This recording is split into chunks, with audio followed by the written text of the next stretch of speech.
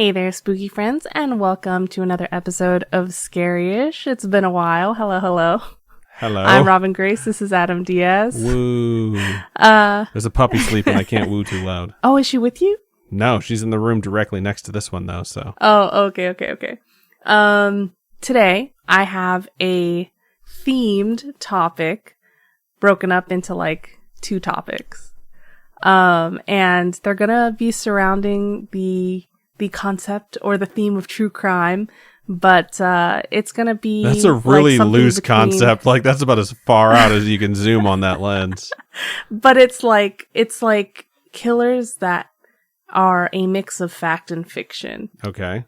I'm gonna be covering a topic as well, but mine is gonna be like the theme that connects them is that I'm going to use words to talk about my topic. Fuck you. No, continue on with what you were saying, like fact or fiction when it comes to your killers. I'm confused. It's like, because it happened so long ago, like the story of these people have been told so many times and people add on to it or people make up stuff. So it's really hard to tell what's real or not. It's like they've become legends. Okay, like kind of Jack the Ripper style shit. Yeah. Okay. Right on. For reals, it's funny because we explain our topics, but people have already seen the name of the episode. So, for me, I'm going to be covering what I'm going to call magical items number 1. At least I think that's what I'm going to call it.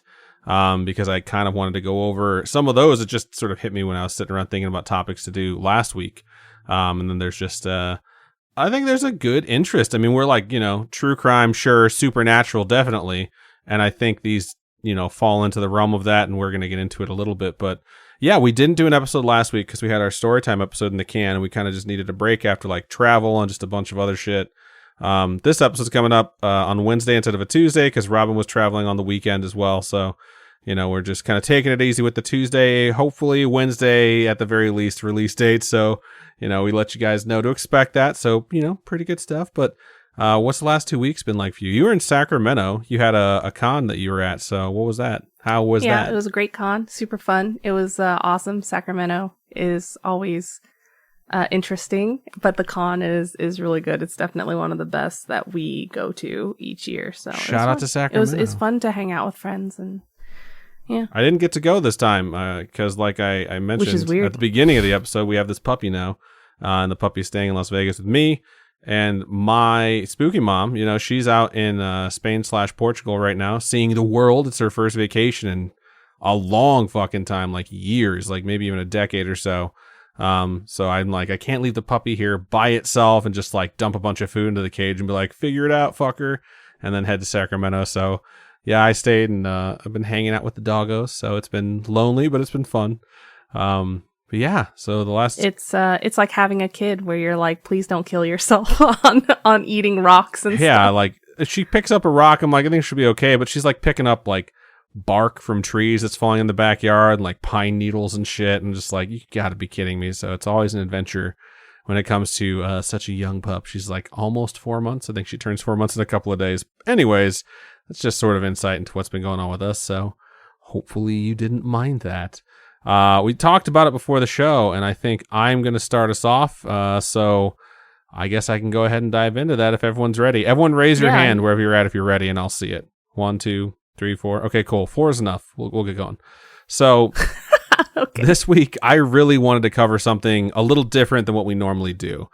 In the past, we've done things like cursed objects and objects at a time or things like that. But I was sitting around thinking, what about magical items?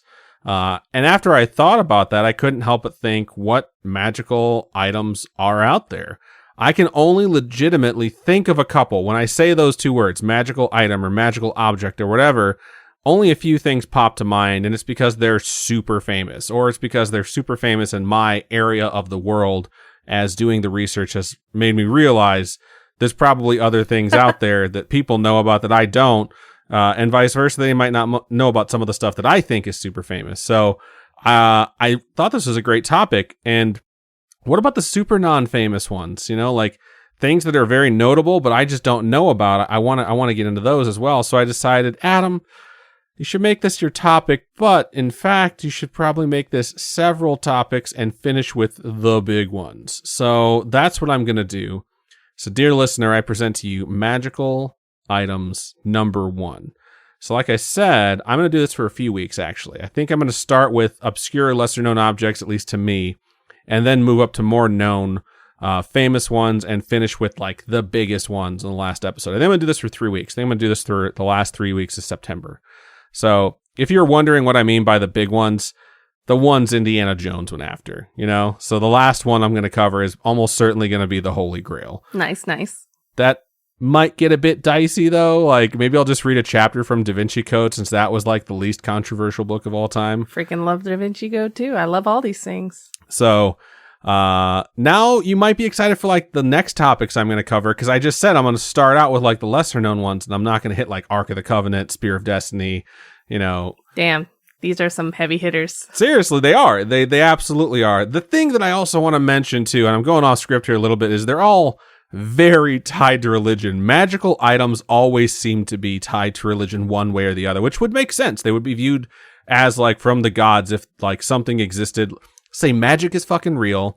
Like somehow someone finds a ring that lets you turn invisible, and you know someone's gonna like no matter what gonna attach it into their religious beliefs because it's something that does something out of the ordinary. So that said, don't get too upset as I go through this journey of me explaining what these items are, what they can do, what they possibly could be, whether or not they actually might exist. Some of them do exist and their powers are in doubt. Some of them have the legend behind them, but they may or may not have any proof of ever existing aside from the stories that are behind them.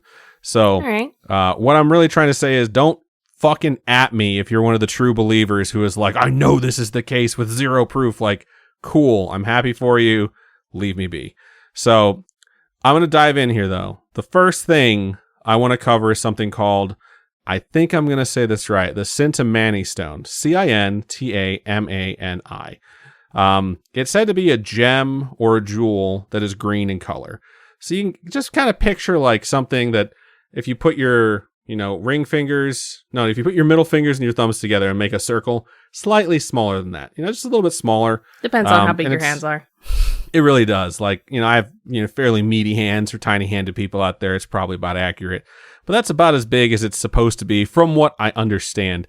You may have heard of this before if you've played the Uncharted series, which I have not. It's a game series on PlayStation. Apparently you go after this thing at some point. So it's like something people have heard about in different various pop culture references. But, you know, it's not something that's been as readily available to me in pop culture as something like the Holy Grail, you know? That said, it is similar to the Holy Grail in certain aspects. You know, it sounds pretty normal talking about a green gem, you know, but so does a cup, you know? Like, that's what I realize has been my interpretation of the Holy Grail growing up until I saw Da Vinci Code. Or, you know, like some folks read it out there and they're like, oh my God, it blew my mind. I freaking love that movie. It's so fun. I really do like the idea of some like seemingly innocuous object that has some sort of magical powers that makes it, you know, relatively unbelievable. And that's what the Cintamani Stone kind of feels like. I mean, it's a green stone. Like May's birthstone is emerald, so it could just be an emerald, right? Well, legend says it's a bit more special than that. It's supposedly, and then one of the versions of it's the legends, radioactive. Maybe, I don't know. Not in any of the legends that I found, but it supposedly fell from the heavens and is the Eastern religion equivalent of either the Philosopher's Stone or the Holy Grail or both. So interesting. There are a lot of origins when it comes to this object, and its origins are rooted in various religions. Buddhism, Hinduism, Shintoism, basically all of the Eastern religions have depictions of this stone. It definitely has the feeling of those legends we've talked about when it comes to like cryptids and things like that, where it's like an object and a rule set that exists across various cultures that don't seem to have had, at least when it started to be talked about, much contact talking about that specific thing. There are multiple deities that have been depicted with this jewel like thousands of years ago, like cave paintings and carvings holding some very special jewel. And this is what it is. And one of the stories states that the object fell from the sky along with 3 other magical artifacts. Not going to get into those. This is the most powerful, you know, quote unquote, That's not to disparage any of the other things that are included in that legend, because those were all also very powerful. But the Sintamani stone is also said to have been retrieved from the head of Makara. And Makara, the Makara, is a legendary sea creature from the Hindu religion. It's roughly the equivalent in like size and scale, as far as like how it aligns with your way of life as Capricorn. If you're looking at like the zodiac signs, like how it's supposed to influence those around it. It's very odd. What I will say to boil this down, because I don't want to dive too deeply into this, is that the Makara is also known as the Dragon King. It's not just some sort of sea creature. It's a dragon king. So it had this jewel on its forehead, and at some point that jewel was either given to a human being or taken from the Dragon King, but it, gets its magical powers from that in that version of the legend. So it either fell from the heavens or was taken from the Dragon King. So either way, sounds pretty fucking cool. Yeah. So what can it do? Well, quite a bit. I already mentioned it's compared to two mega powerful objects from Western mythology / theology. It can change objects from one material to another, similar to the Philosopher's Stone. I was going to say, it extends the holder's life significantly, similar to the Holy Grail, at least if you watched Indiana Jones 3, when he's like, it sounds like the Philosopher's Stone, because that is what the Philosopher's Stone does. I mean, according to the Nicholas Flamel storyline, there's lots of books about it. Nicholas Flamel comes up twice for both of my objects. Really? So obviously the connection Nicholas Flamel and the Philosopher's Stone, but my next one also is involved with him, and it's because there's a series about Nicholas Flamel, and my next object is in that series as well. But this thing can also apparently control the weather, influence the mind of others, see into the mind of others, kind of read minds, and some even say it has the ability to grant a wish to anyone who holds it. You gotta rub it though, right? So I don't know what you have to do. You might have to pop it in your mouth, and when you pass it, it grants your wish. That's what I would do. That's like really rubbing it. You're rubbing it with your insides. Right? The idea of it granting a wish combined with the legend that it was obtained from a dragon makes some folks think that it's the inspiration behind a lot of different wishing orbs. There's also a different legend about collecting 8 Buddhist prayer beads. And it's said that some people think Akira Toriyama mixed this particular legend with that particular legend to get the idea of Dragon Balls. With the 7 Dragon Balls. I don't think that's the case. Seems far-fetched to me, because I've read Toriyama, who's the creator of Dragon Ball, which inspired Dragon Ball Z, Dragon Ball Super, Dragon Ball GT, whatever. I've read an interview where Toriyama states that it was inspired by Nanso Satoma Hakenden, which is the prayer bead adventure from like Buddhist culture. It's like Journey to the West. I don't know if you've ever heard of that. Yeah, and that's where like Goku's adventure comes from. Like he's the monkey boy or whatever, the monkey king. Yeah, the monkey king. And like those things getting combined, there's a lot of different inspirations for something like Dragon Ball. So this kind of gets wrapped up in that a tiny bit. So I guess the next question, now that you know what it is, where the legend comes from, what it can do is it real? Skeptics almost instantly say no. Like, nah, dude, it's just bullshit. It's just a story. But here's the thing. There's a lot of folks who aren't so sure, and they're not crazy like you would think. So one of the reasons why people think this could be plausible is that the color matches very closely to something called Moldavite, which is a specific stone that was created in a region of southern Germany from a meteorite impact around 50 million years ago. So there is precedent that a meteorite impact could create something that looks and sounds exactly like this. People who believe in the legend of this believe it so deeply that they name the Kintamani mountain range in Bali, or Bali, however you say it, after this stone. Like there's a mountain range named after it. So it's a story that's known far and wide. It's very possible there could have been another small-scale meteorite strike that could have caused this particular object to take on its color, and because it's a meteorite, so it fell from the heavens, it took on its reverence when someone went to check, like, what hit the earth? Oh my god, there's a green stone here, It wasn't just a few people who thought this thing could exist, or that it was real. Like, in the 1920s, there's this Russian artist, philosopher, and occultist, of course, named Nicholas Roerch, who went on a quest to return a part of the stone. So it's said that he had like a fragment of it, and he was going to go to a location called Shambhala. If I say these things wrong, I do apologize, which is like a spiritual kingdom, not an actual literal place, but a spiritual kingdom from the Buddhist belief structure. Shambhala. Is that how it's said? No, I have no idea. I'm just making stuff up. Oh, you're a Buddhist, so I thought maybe. Or you're a raised Buddhist, so I was like, maybe she'll know the pronunciation for this. But Roark was a follower of a belief structure called Theosophy, which basically its followers think there is going to be a group of masters that are going to unite all mankind. And apparently returning this stone, or the fragment of the stone that he supposedly had, was part of that prophecy to like unite like all of mankind. And this isn't some random fucking jagoff either. It's not just some guy that did this that got famous. Like, he was very well known. It said he got his fragment of this stone from the League of Nations when the League of Nations fell apart. The League of Nations, for those of you who don't know, was the predecessor to the UN. It came in after World War I to prevent another world war. And when it, became apparent this wasn't going to be something that was successful, like, part of the legend here is that they gave this little piece of the stone that was meant to unite all mankind to this guy to return to perhaps fulfill the prophecy.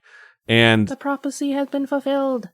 He went on his trip to Asia. He gets back in 1929. Him and a few of his influential friends drafted something called the Roark Pact, which is a treaty that they really hoped would catch on, that would basically help heal the world's tensions after World War I, which would enter, all of mankind in this treaty to not go to war with each other anymore. They created a flag and they started using it called the Banner of Peace. I'll post a picture of what the stone is supposed to look like in this particular banner. It's a white flag with a red ring. Inside that red ring are 3 red orbs. Each red orb is meant to represent, one is spirituality, one is the arts, and one is science. So like the mending of like church art and science to show that these 3 things can live in harmony to like move humanity forward. So you're saying there's one ring to rule them all. I hate you so much. So the color red was chosen specifically because, everyone has different colored skin, but all human beings bleed red. If you're thinking like, this guy sounds kind of crazy, yeah, he kind of was, but a couple of the other people he knew was Franklin Delano Roosevelt and Henry Wallace. FDR was the president for 4 terms. He was elected for. I'm pretty sure he died during his 4th term. There's a reason why we can only elect people for 2 terms now, and FDR is the reason. He's the exact reason. His VP from 41 to 45 was Henry Wallace. Why do I mention this? Because Roark and his wife were sent on a second journey in 1934 that was funded by the U.S. government. The official purpose was to find drought-resistant plant specimens all over the world. However, this dude traveled to all the places as if he were looking to find this spiritual city, and Eastern cultures believe that drought-specific plant specimen mission was all a front for him to essentially find this spiritual city to return this piece of stone that was literally fucking funded by the U.S. government. And in one of the letters that Wallace wrote to Roark, he mentioned the phrase, quote, await the stone. And he went on to say, quote, we await the stone and we welcome you to this glorious land of destiny, end quote. So it's some really weird conspiracy theory shit when it comes to this stone and the really powerful people who believe this thing existed. Their friendship did not last. Roark claimed to have found a city he said was connected to Shambhala in Tibet. He didn't state that it was Shambhala, but that it had some sort of connection that could lead him there. And around that time, Wallace, the not yet vice president, terminated the connection between the two of them and severed all contact with Roark. When folks asked, like, what happened with that, he claimed that he was a, quote, megalomaniac, end quote. So clearly things didn't go well on that end. So, aside from searching for it, several folks are believed to have possessed it. So the Sintamani is something that has a lot of power. So you can imagine that for someone who might actually wield this thing, they would leave a stamp on history. 2 of the names that are connected to having wielded it are King Solomon. And I almost covered King Solomon's ring, which is, I'm pretty sure, supposed to be this same artifact.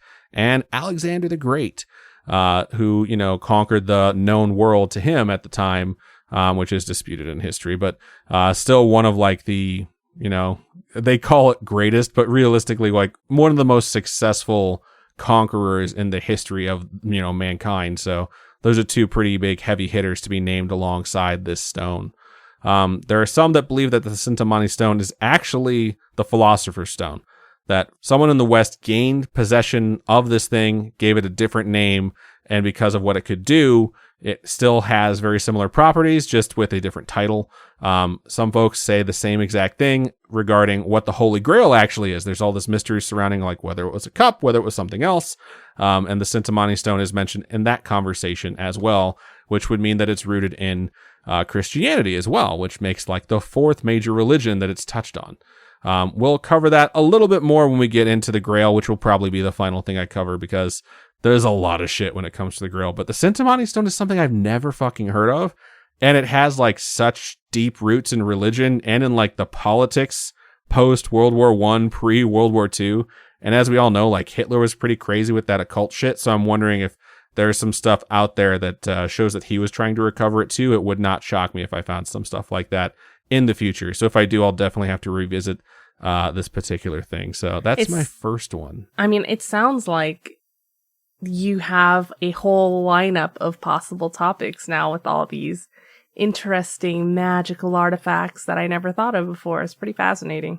There's a lot of cool ones, and like this particular episode is about, you know, the magical artifacts that I've never heard of. So the next one I'm going to cover is called Durandal. Durendal. It sounds like a sword. Oh, okay. I thought you were going to say it sounds like a dwarf from the Rings of Power show, which I'm pretty sure there's someone named Durin in it, so... It just reminds me of, like, Heimdall or something. The name has multiple translations, some of which is, like, strong flame, strong scythe, or just the word enduring. It's really hard to tell exactly which language it came from because it's kind of, like, pieced together from various, like, Western Europe languages. They think it's some form of French that mixed in with some other form of language, but what it really comes down to, it's like, it's a tough fucking sword. It has been put into several works of fiction and pop culture, things that I've never seen but exist. Games like Terraria, or however you say it, which to me was always the Minecraft knockoff. Books like the Dresden Files apparently has this sword in it. And the book series The Secrets of the Immortal Nicholas Flamel, of course. So the legend of this particular sword is that there's two very distinct legends of it. The first one is that it was brought to Earth. This is the normal one. This is like let's like do the normal one first, then we'll jump into the crazy one. So anyways, in the normal one, it's brought to Earth by an angel of God, not specifically named, and it was delivered to Charlemagne, the first Holy Roman Emperor, at the Vale of Moraine. So Charlemagne, you can get into the history of the Roman Empire. Holy Roman Empire is very different than emperors that had come before. So keep that in mind. But apparently an angel of God brought it to him. Durandal was said to have a golden hilt, and in that hilt was a tooth of St. Peter, the blood of Basil of Caesarea, which is another saint, the hair of St. Denis, and a piece of garment from the Virgin Mary. So obviously a super powerful artifact, deeply rooted in Christian theology. The other origin of this sword is that it's actually from the Italian epic known as Orlando Furioso, which states that the sword Durandal was actually the sword that once belonged to the legendary warrior named Hector, who was the greatest warrior and hero of the city of Troy. Hector did exist, the city of Troy did exist, the Trojan War did exist. It generated a lot of legends, which, you know, most of note is the Iliad and the Odyssey. Nice. So it's something that could be feasible that a sword survived that long. You would imagine it would not maintain, you know, its integrity for thousands of years after the fact, but that's one of the other origins based off of what part of Europe you're taking your legend from, basically. It's all these objects are going to have stories like that where it's like, it may have existed. It may have been something that's completely normal and average and simple, but because of all the stories that have been told about it over time, it's like, this is an invincible sword. Right. Also, exactly. It has stuff from the Virgin Mary in it. So in this particular Italian legend too, it's said that a man named Aumon, Aumon, who was the son of King Agolant, he was the one who originally wielded Durandal when it showed up in Europe. In this particular version, a man named Roland, who is in both versions, battled Aumon. Roland was armed only with a club, but he managed to defeat this great warrior Aumon with like this legendary sword. after he defeated him, he took the sword because he knew this was something that was important, that he had basically won, like the Elder Wand. And then he also took Amun's horse. Okay. And if you know anything about the legend of Roland, like his horse is also very important. I didn't write down the horse's name, but he takes the horse and the horse becomes his, and it's part of Roland's legend as well. Regardless of which origin you subscribe to, it's Epona. It came into Roland's possession, whether it's through Charlemagne, or he got it and was like, hey, Charlemagne, check this shit out, because he worked with and for Charlemagne. He was a soldier / knight / paladin to Charlemagne. Lots of stuff happens while Charlemagne and Roland are alive that is documented. They're both very real people. The same like how you could look at Hector and say he was a real person. One of the most notable things is that a foreign king from a different land invaded France. This person, I can't find the exact name, but essentially what happens here is a Muslim king decides to invade France, and he has various different names that I can't quite nail down. The motivations for coming into France are unclear. In the Orlando Furioso, it states the entire reason they invaded France was to get this fucking sword. They came for Durandal to take it from Roland. That's the only reason they came, according to that particular legend. These are battles that did happen. And it's fucking intense. Like, looking into whether or not this guy actually existed, this general, this king, whatever, he did exist. What his name was is kind of hard to say because it's kind of hard to separate historical fact from legend. And there's so many people who basically invaded France during this time. But it's a long way to travel for a sword, especially when, like, everyone's riding by horse. So Roland wields this sword and becomes a legend himself for how great he is in battle. And all that does come to an end in 778 during the Battle of Roncesvalles Pass, a battle that actually occurred in a place that actually exists in a high mountain pass in the Pyrenees mountain range, which is currently the border from France to Spain. Interesting. Roland was in the rear guard while this army of Charlemagne's was retreating because they were overwhelmed and outnumbered. He basically says, like, I'm going to stay back and hold off as many of this army as I can while you guys retreat into France and fortify. He winds up felling an incredibly large number of people during this battle using this legendary sword. This is part of his legend of how many people he basically kills with this fucking sword. And I'll show you a painting of Roland during this battle where it's like him on his horse with his sword that's like shining and just like all these people dead at his feet. That picture that you sent earlier makes sense now. Yeah, it's funny because we send each other pictures to post on the Instagram with no context, and then we get context as the stories unfold. So he's in the rear guard, he's holding these folks off, he's doing pretty good. He winds up fighting the king, and the king in this version's name is Marseille, or Marsile, Marseille. He injures the king by slashing his right arm and wins that battle without killing the king. The king's son then comes for Roland. The king's son is named Juraselu, and he decapitates him. Like, he kills the son in front of the entire army that's like been trying to get through this southern pass. When he kills the army, it's said that an army of 100,000 soldiers fled. Side note, that sounds like bullshit, especially because they eventually come back. So maybe they're just like, oh my god, I can't believe he just killed the king's son. But basically, Roland hurts the king and kills the king's son, freaks the army out. Eventually, they do come back.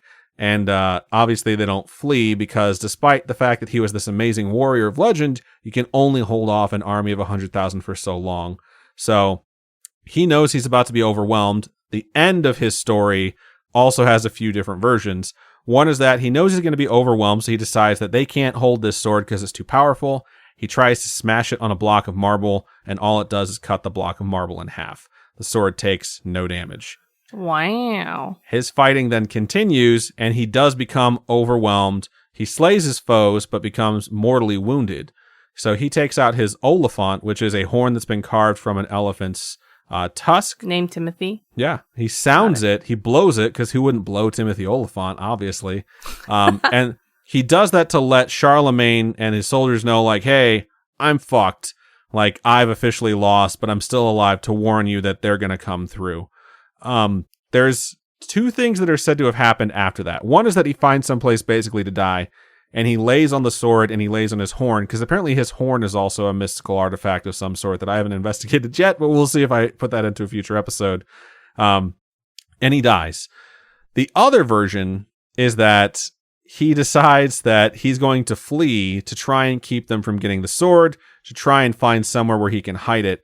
And while fleeing, when he realizes he's going to be caught, just fucking throws the sword as hard as he can at like this rock wall, like this mountain face. And because the sword is undamageable and impossibly sharp, it basically sticks in the fucking rock wall and can't be removed. There is a sword in a rock wall in a place called Rocamadour, which is a commune in France, that is said to be Durandal. Like, that's where it resided after it was thrown. It had never been pulled since then. I've read a bunch of tour guide accounts that state that it's a replica that's been put up there, and there's a few different legends of, branching off of this one, where Durandal went after the fact. What about Stored in the Stone? Like, maybe that's... Maybe tied to it. I didn't go into Excalibur because it was too well known, so I was like, let me find something that's similar to it. This one's really crazy, though, because Durandal has such a connection to actual history and actual battles versus, like, King Arthur and Excalibur and Knights of the Round Table and Camelot, which are all just, like, fictional places and fictional people as far as we can tell. So here's why this is connected to history that's weird, is that tour guides state that the reason that that's a replica and not the actual thing is because 200 to 300 years, actually, let me think, this happened in 779, so around 400 years after this thing was thrown into the wall, the young King Henry went there and pulled it out of the wall. So for those of you who don't know, Henry the Young King was crowned in 1170. He was crowned in 1170. He was very young when he was crowned. His father was Henry II. His father was still alive when he was crowned, which almost never happens. He became the king, and then like the former king didn't give him all the responsibilities and all the power a king normally gets. So he was kind of pissed off about that because his dad's basically still in charge, even though he's like the king in name. He winds up getting sick. He dies at 28. When he dies so young, his dad's still alive. So his dad's like, all right, well, your brother's going to become the king now because I'm, quote unquote, not the king. His brother's Richard. Richard is known as Richard the Lionheart, the one who leaves to go to the Crusades, leaving his brother John to rule. One, it's weird that this guy that supposedly had Durandal dies, and then the one that inherits Durandal supposedly goes to fight in the Crusades, again fighting the same enemy that Durandal fought before. The other thing that's interesting is that Richard is 100% a real person. When he leaves, his brother John takes over. His brother John's a fucking dickhead. Everyone hates King John. If these two names sound familiar, it's because this is the time period that Robin Hood is always told in. Every fucking time Robin Hood fights next to King Richard's in the Crusades, he comes back, finds all of his lands are gone, his parents are dead, all that stupid shit, and King John's a fucking dickhead, Sheriff of Nottingham, all that. Durandal is somehow connected to this, and it's supposed to be the sword of King Richard. In certain tellings, in certain circles, it's believed that it was passed down through the royal family. Other people think that some random fucker just basically stole the sword. The sword that is there, though, interestingly enough, has a chain attached to it. That chain has been like hammered into the rock wall face so that no one can steal it. Wow. So regardless of whether or not it's a replica, they still don't want this one being taken. There's also a bunch of people that state that it's at a museum, various museums in France, that Durandal was actually pulled and put into a museum, and then the replica was put up. But no one really knows where the real Durandal went. It was a sword. Roland was a real person, and it existed somewhere. There's a bunch of rumors that it's been sold in the black market back and forth behind secret collectors and things like that, and that it's the actual inspiration behind the idea of the sword Excalibur and pulling it from the stone, and the person who pulls it is the rightful king and shit like that. It's very hard to separate certain, stories and myths, but this one has such a defined attachment to history that when I was reading about it, I'm like, how the fuck have I never heard about this I've before? never heard of it either, and it's pretty fun. Yeah, I really like this one. Really cool. Obviously, there's a lot of death at the hands of whoever wields this sword, but still, it's pretty fucking cool. And I've never, ever, ever heard of it. Roland's this actual dude. The sword was real. Whether it was just a normal sword, and everyone got all hyped up because Roland was just awesome in battle, and his sword can slay anyone. We don't really know. We don't know where the sword is. We can't test it or anything like that, so... maybe one day it will resurface and we'll find out. But as for right now, I'm going to go ahead and say for these two particular objects, I 100% believe they're real, and I can't wait to find them and complete my Infinity Gauntlet once I melt them down into stones. Nice. I don't think you have to melt the actual stone. I think you should just have it be the palm of your hand. Yeah, I think that'll be the one in the back of my hand that I rip out of Vision's head. So That's fucked up. All right. Thanks for that. Before we get into my topic, we're going to take a quick commercial break. You can take a break from our voices and hear some interesting commercials, and then we'll be right back.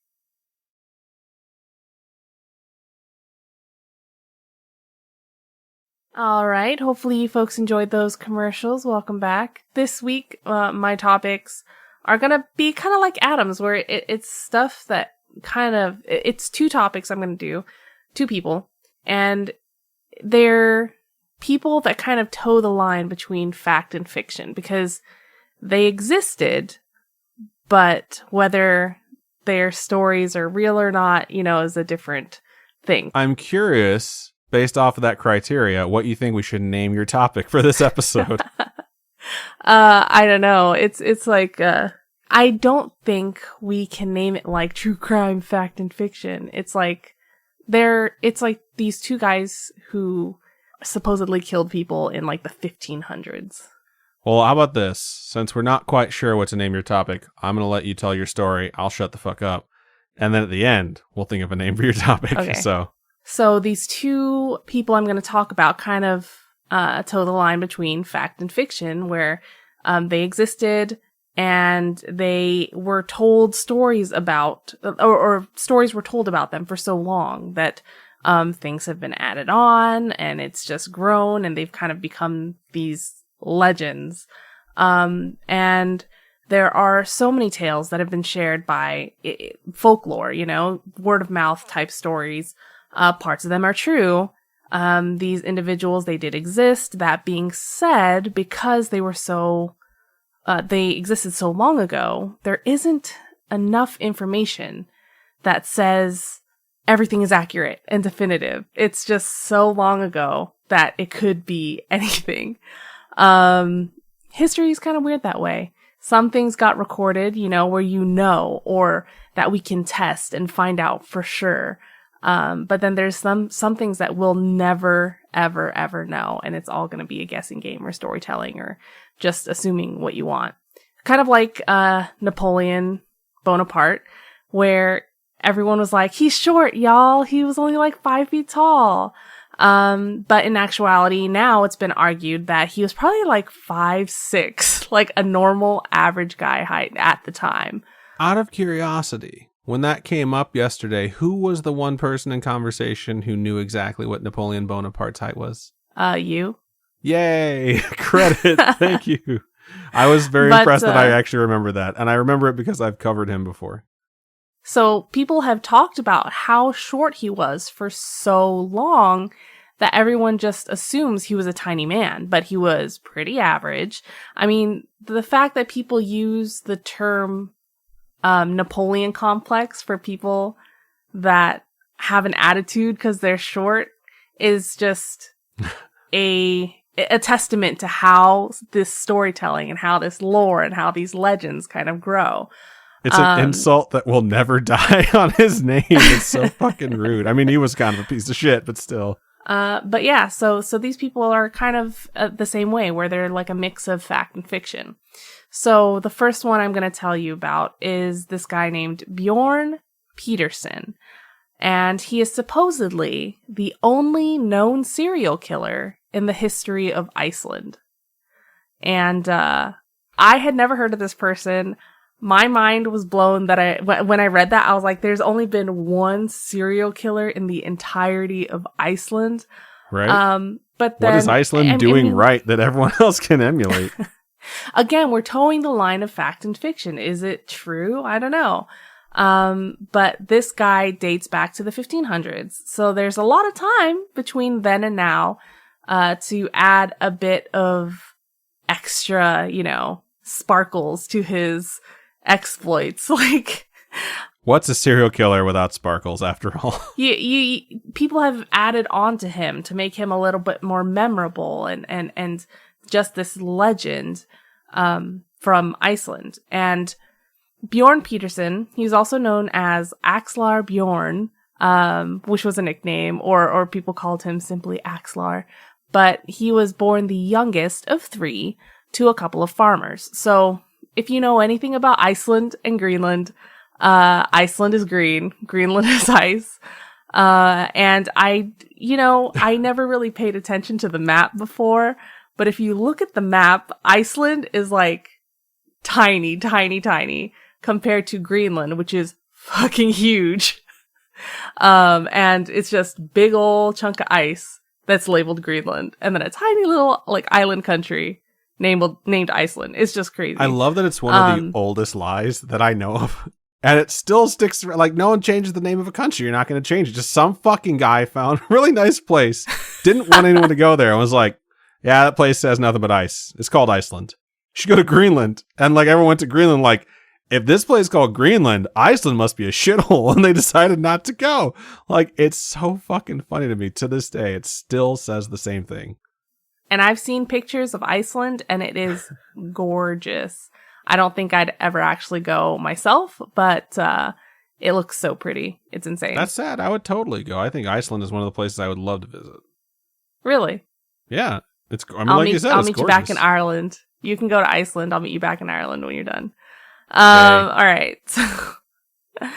So, yeah, it's not surprising that this person was born to a bunch of farmers. I mean, what else? There's probably other industries in Iceland, but I bet farming is a big chunk of what they do.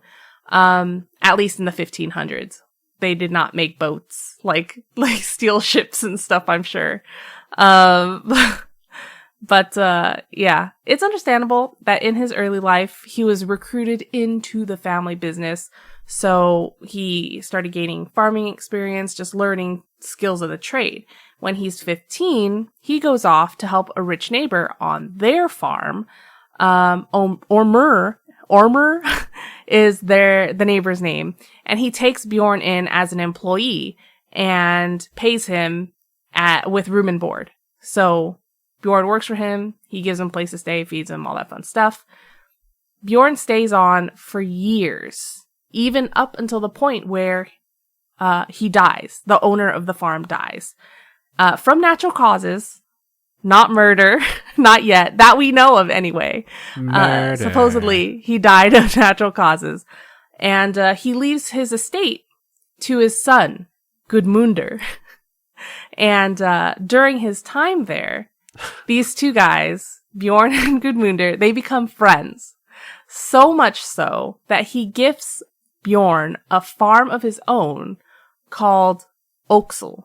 So he gives him his own farm, and it's kind of how he got his nickname. Like, his nickname came from his farm name. It's a whole thing, but supposedly. And he takes up residence on this farm with his wife. So legend has it that while residing at this farm, he kills 18 or 19 people. And the victims were said to be either travelers or farm hands that came to his farm looking for work. The legends do differ, stating that he brutally murdered and hacked them up with an axe or drowned them. So, I mean, he could have done both, right? He could have had a bunch of different MOs. Maybe he wanted to try something different. Volcano loves toast. Exactly. So, Jesus, people started getting suspicious because as the disappearances increased, it seemed like Bjorn started to grow his fortune. Like, he started having more horses, having more material goods. And they were like, where is all this stuff coming from? So people start getting super sus about this guy. But with all this suspicion, he thinks he's under the protection of Gudmundur. He thinks, like, I'm fine. This guy's going to protect me. We're besties. It'll be good. And he thought he would be fine. Obviously, that doesn't last forever, or I wouldn't be talking about this. Eventually, the suspicion of him just becomes too much, and he's eventually arrested. And when he gets arrested, he confesses to 9 murders. He confesses to 9 murders, but when authorities search his farm, they find more than what he says he did. Was he just like, their dead bodies were here when I got here? Like, how do you not like take blame for when that? he's asked about these bodies, he claims that he found the remains buried on his land. So he thinks that, you know, they were already there. I found them. And then he's like, I found them. I just decided to rebury them. So he reburied them somewhere else from where he found them.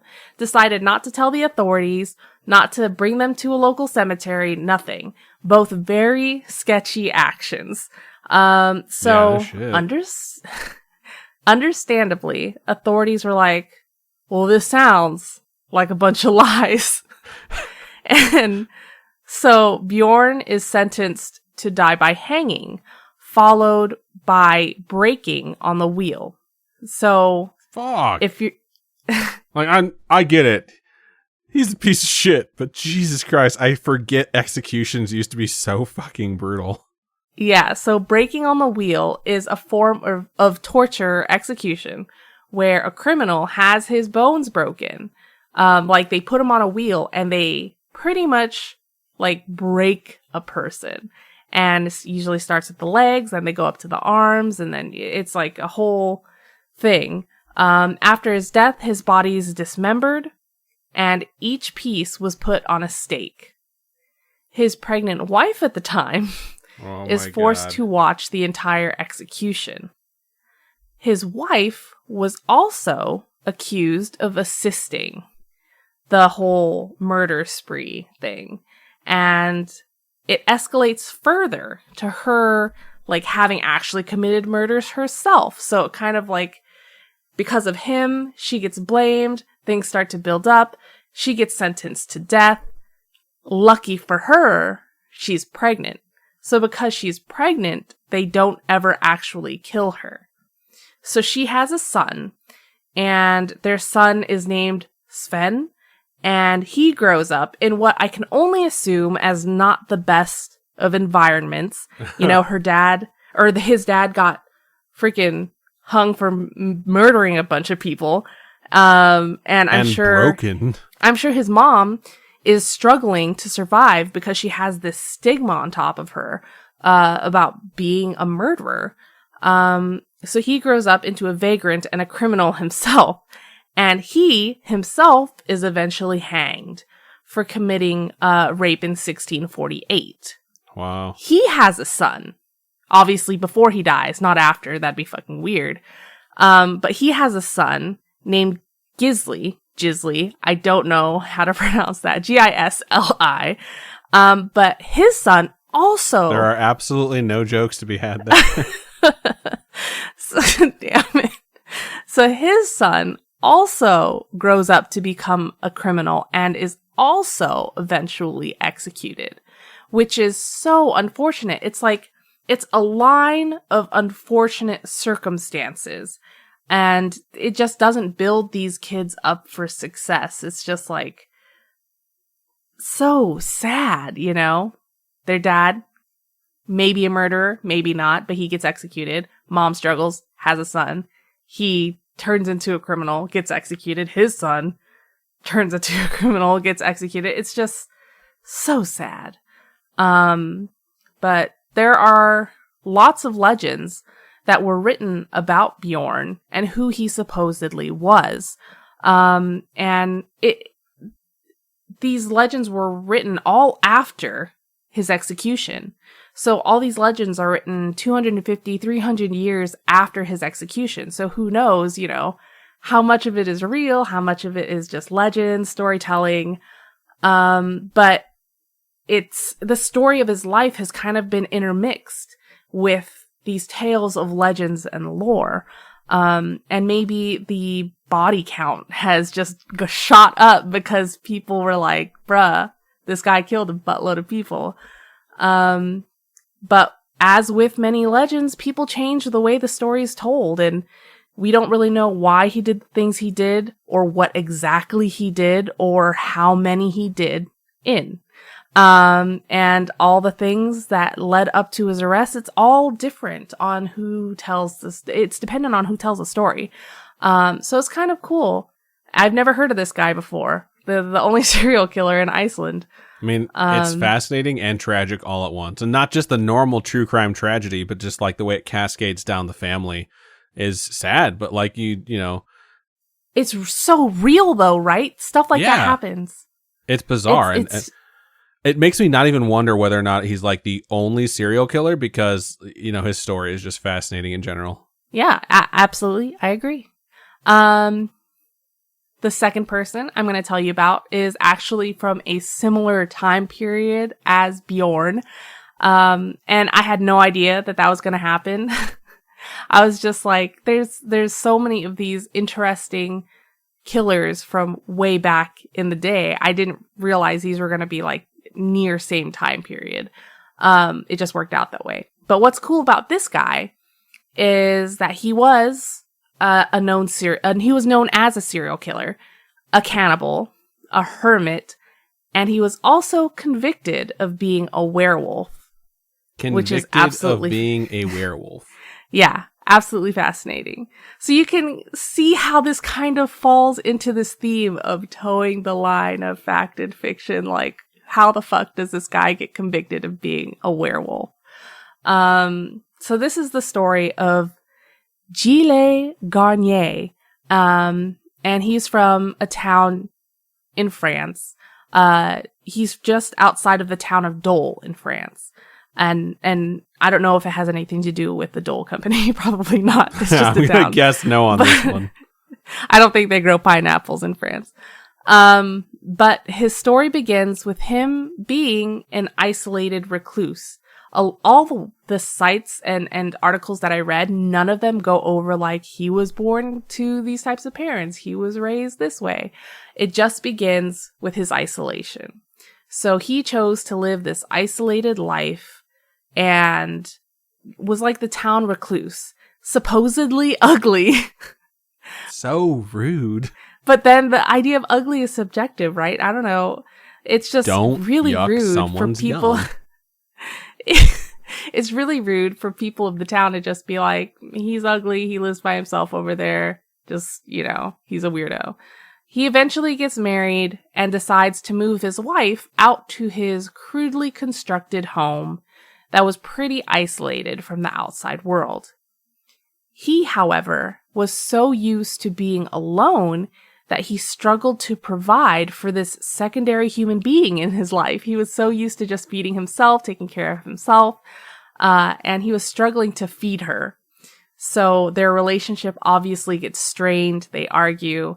During this time, a number of children start to go missing or are even found dead. And for some reason, authorities attributed these events to the work of a werewolf. They actually issued an edict that allowed people to catch and kill this quote-unquote werewolf. And I was reading a bunch of different articles, and it kind of looks like that before the witch trials ran rampant in places like Salem, Massachusetts, in Europe, the werewolf trials, like people were getting convicted of werewolves really often in Europe. So I thought that was absolutely fascinating. I had no idea. I'd never heard of that before. Yeah, same here. But apparently it was going on for centuries, which is weird.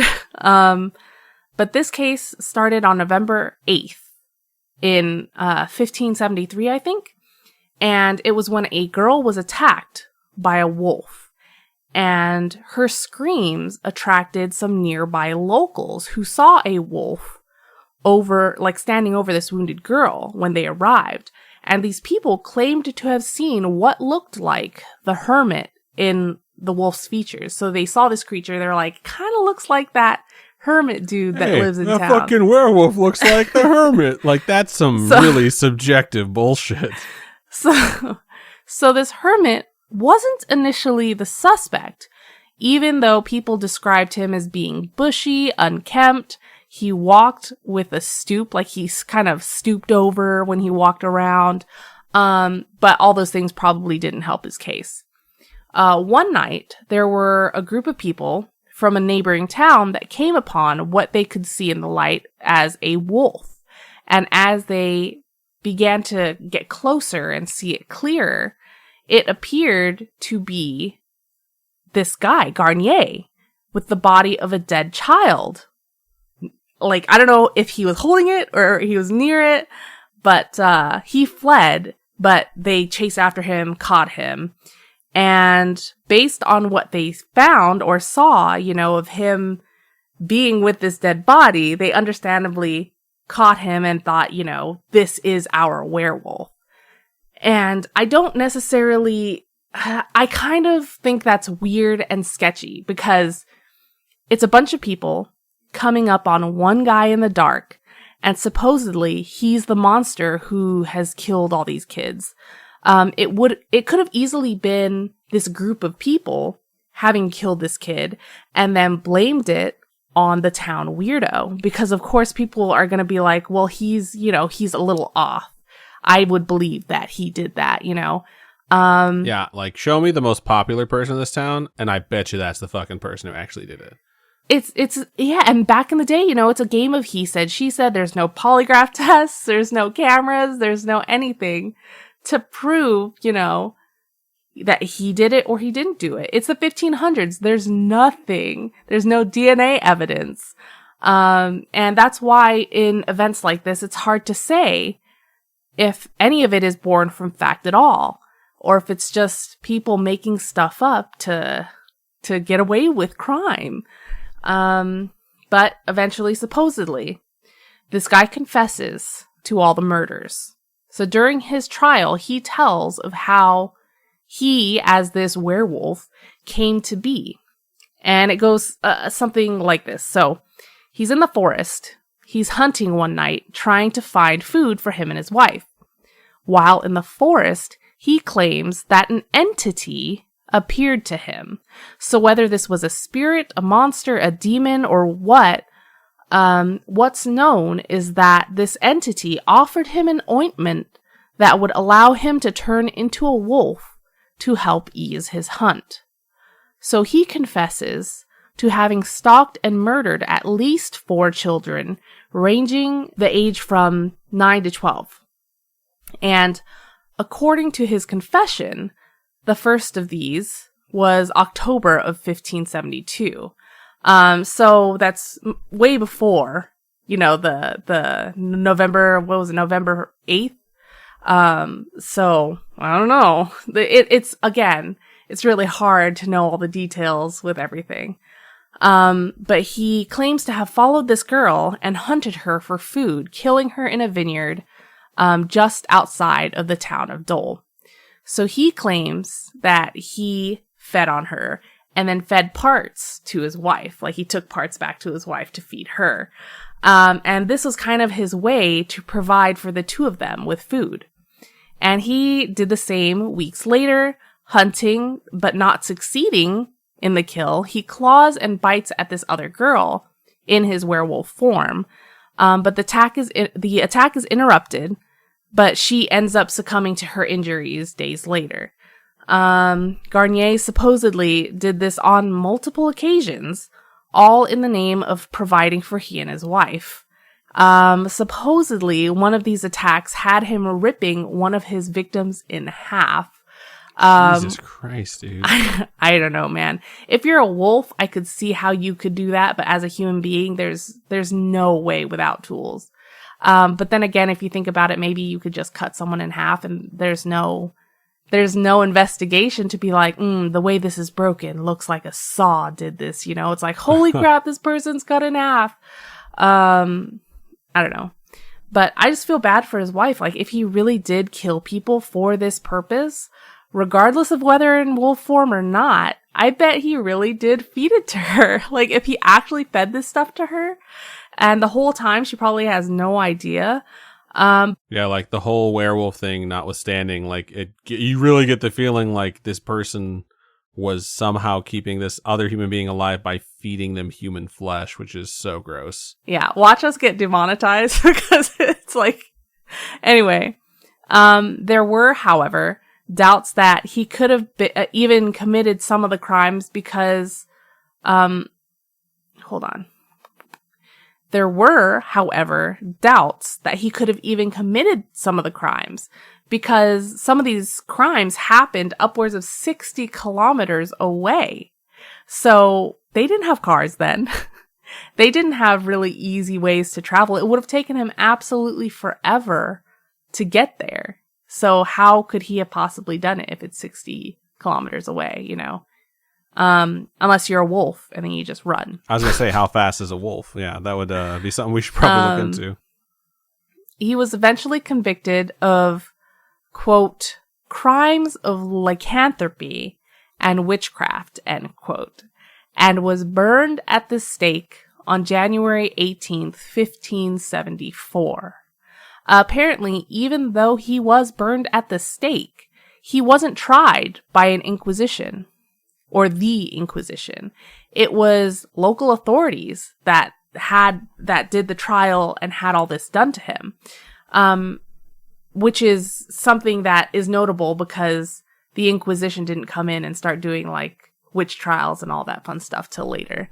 During his trial, more than 50 witnesses came forward to say that they saw him attack and murder children in the fields and vineyards, and both in human and wolf form. Not much is known about what his wife knew exactly. Some sources say that she too confessed to him being a werewolf, but it's not printed, documented evidence, so no one knows for sure, that I know of anyway. His ashes were said to have been scattered to the winds. And it's just, you can kind of see how all of this suspicion is just the same as any of the witch trials that we've probably heard about, right? Where the village all comes together to burn the town hermit at the stake. Like the town, the one person in town who's kind of isolated, different from everybody else. I mean, it could be true. They become a scapegoat for like prejudice and paranoia from assholes, basically. And it could be true, or it could all be made up, or this guy was genuinely crazy and really did kill these kids, or maybe he just had a medical condition that made him look like a werewolf. Adam, of course, has done an episode on werewolves in the past, I believe. So if you haven't listened to that one yet, go back and listen to that one. If you're interested in more of the werewolf lore, there's like actual medical conditions that people can have that make you look like werewolves. I think I did the Beast of Gwendolyn or something. I can't remember what I called it, but it was like the werewolf outbreak that happened in a town, like supposedly. Okay. But who knows if his confession was even an actual confession, because he could have been beat into submission and made to confess. But we'll never know for sure. So it again, it's like one of those things that how do we know? It's a fact or fiction type thing. And that is my contribution about legends that have lived lives of both fact and fiction. Hopefully you guys found it fascinating. I think historical things are really interesting because their lives and their worlds were so much different than ours are today. And I have very morbid interests, so the true crime aspect is just like blows my mind. Hopefully you guys enjoyed it and found it interesting. But yeah. I definitely did. And I think historical serial killers is a good name for it because one of them isn't exactly supernatural-ish. The other one is definitely supernatural, so I don't want to call them supernatural serial killers. But they're both from the past, so maybe that works? Yeah. I don't see why not. Historical serial.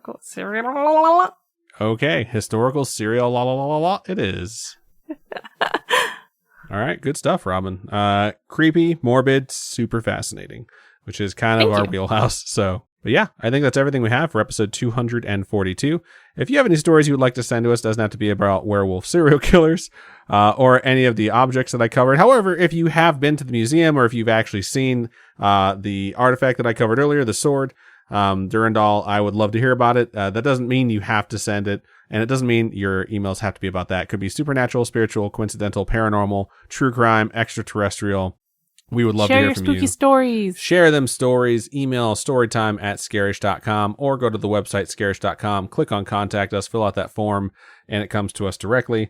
Or hit us up on our social medias. Facebook is facebook.com/scarishpodcast. Twitter is @scarishpod and Instagram is @scarishpodcast. We would love to hear from you, wonderful folks. Robin, for anyone who would like to donate to us, how can they do so? You can go to patreon.com/Scaryish podcast. Those are monthly donations. Tiers start at $1. You can also go to ko-fi.com/Scaryish podcast. And those are one-time donations. All your donations really help us keep the show going and help us keep more content coming your way. Indeed. So thank you to everyone who listens and supports us. We appreciate all of you. Thank you to the new listeners that have been popping on. We appreciate you. We see you in the numbers, and we think it's awesome that we're picking up steam. We're getting into the spooky season, so I do anticipate some folks are typing scary into the search bar for their podcasts, and hopefully you guys are coming up with us. And if you're not going in order, then you hear this. And if you are going in order, then you're not going to hear this for a couple of years after you start, depending on how fast you binge like 400 or 500 episodes, however many we have. But either way, thank you to everyone who listens. We sincerely appreciate you all. I do think that's everything, though. So, Robin, why don't you go ahead and do your thing and sign us out? Keep on creeping on, and we'll talk to you guys later. Bye-bye.